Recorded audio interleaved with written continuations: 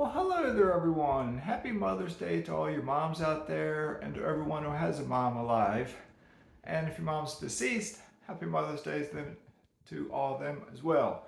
As you may remember, I lost my mom, 23, excuse me, almost 24 years ago. Excuse me. See, I don't edit my videos, so if I cough, got something in my throat, you hear it. Yeah, I ate some nuts a little bit ago. Probably a little piece there. There we go. Anyway, I'm going to talk to you about a couple things today. This is a cautionary video for all you investors out there. I'm going to talk a little bit about Section 8 tenants, growing too fast, going into debt, that sort of thing.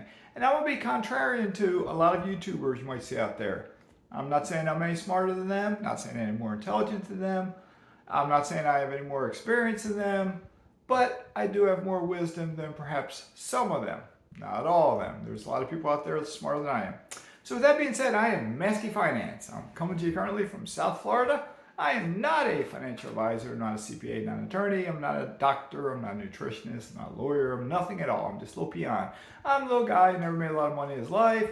I made a ton of investing mistakes, but without making a lot of money and making a lot of mistakes, I did become a multi-millionaire before I got too old. And I did it all in a very short period of time. I did have a beginning years where I scrimped and struggled and saved every penny I could. But then it was a little period of 4 or 5 years, like when I went from 0 to 25 rentals in 4 years. That's really what springboarded me to being both a millionaire and then eventually a multi-millionaire. Okay, so cautionary tale. Well, not cautionary tale. It's just something here. I've seen, it seems like, more videos lately from a variety of YouTubers. I don't watch them all. I don't have time. Talking about the greatness of Section 8 tenants and how they love Section 8 tenants. Okay. Now, if we go back to when I first started investing in real estate, early on, I had Section 8 tenants that I inherited.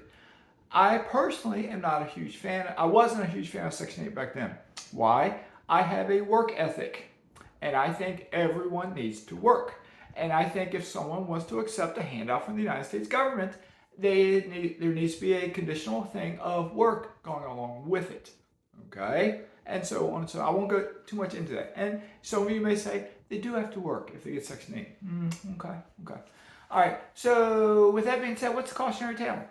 I know of individuals who have a number of rentals, who have a lot of Section 8 tenants. At the same time, as much as I hate to do this, sometimes I look at the United States of America. We have tremendous debt. Okay, we have a dysfunctional government. There's two sides that are farther apart than ever. Now, they don't work together, they don't compromise. But both sides spend way too much. Okay, no matter what party you belong to, I'm an independent. No matter which party you belong to that are in power, they both spend way too much.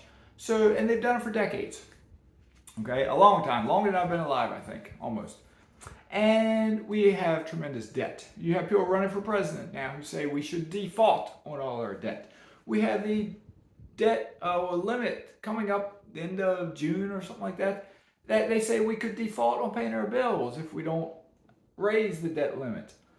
And so on and so on and so on. Okay? There's people in power that want to cut spending. I agree with that. I agree with cutting spending. But look at what they may cut. Okay? You have people that say we should need to rehab the Social Security system. Because Social Security may go bankrupt. It's a trust system. There is no money in that trust. The money that's been you and I that we worked and we put in there out of our paycheck, they've spent that. There's IOUs in there. There is no money in that trust. But anyway, that phantom trust is going to run out of money in the 2030s. They've been saying that since I was a teenager. They've always kicked the can down the road. When I was a teenager, they kicked the can down the road. 2030s are like 7 years away. It's almost here. Okay? At the same time, there are more people than ever, I think, getting benefits like Section 8 and other types of benefits. So the handouts from the government are getting greater and greater. The spending on Social Security, it seems like more people are getting older, is getting greater and greater. They're going to have to cut something and or raise taxes, or we will default on our debt. Okay? Now, with that being said, if you're a real estate investor, say I have some Section 8 tenants currently, okay? I have 20 some homes. Let's say I had the majority of Section 8 tenants.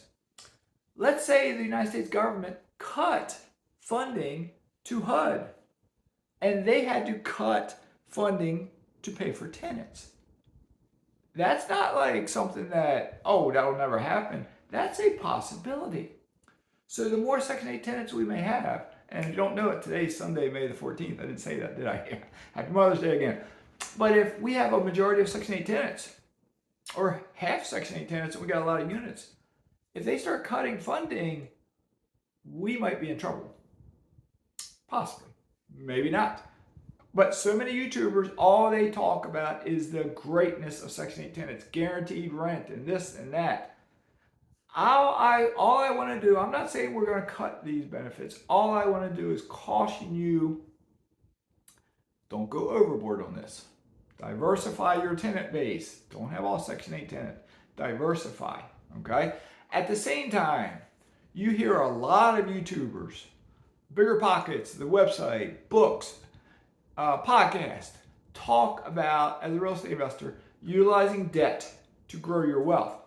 I understand that. I agree with that because I did the same thing. I went from 0 to 25 rentals in 4 years. I creatively, intelligently, I think, used debt, selling homes, cashback refinances, seller financing, 401k loans to grow 0 to 25 rentals in 4 years. Okay? Now, maybe it's because I've been here for 2 years, I have debt on my mortgage here. Maybe it's because I'm buying a lot of mineral rights acreage and I'm paying cash for it. Maybe it's because I'm seeing all the turmoil. You've heard me talk about the storm. There's a pending storm. There is a storm. I don't care who you are. There is a storm coming. I don't know if it's going to be here 2025, 2030, 2035, but a storm is coming. It may come tomorrow. I don't know. Maybe it's because I lived through a hurricane here that killed 150 some people in my area. I don't know. But I am more cautious now, I think, in a way than I have ever been. And by me being cautious, I just recently, as an example, paid off one of my rental homes that had a mortgage.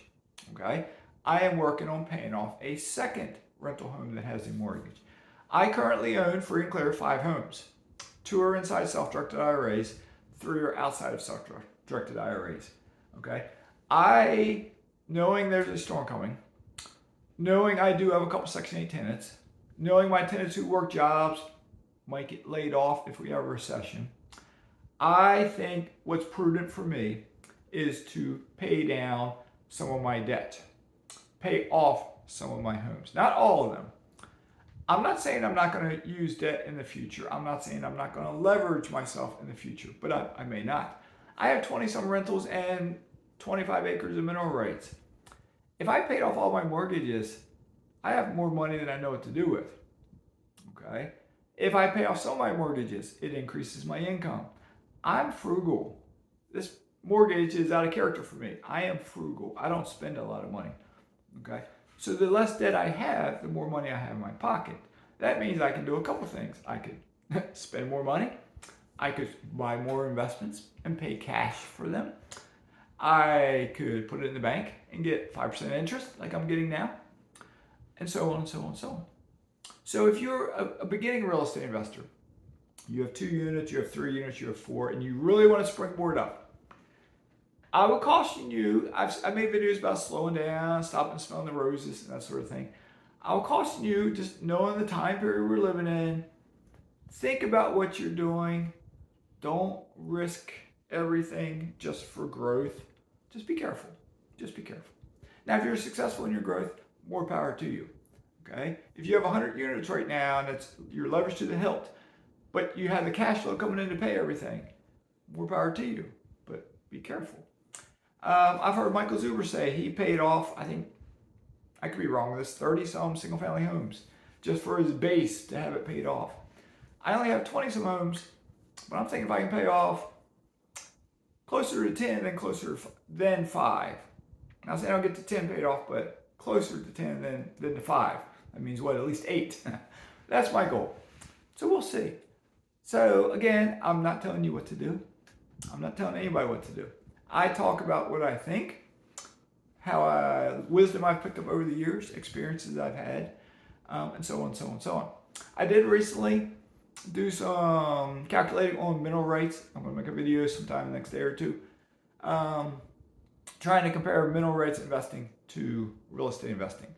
Sometimes the more I think about it, sometimes part of my brain likes mineral rights better than real estate.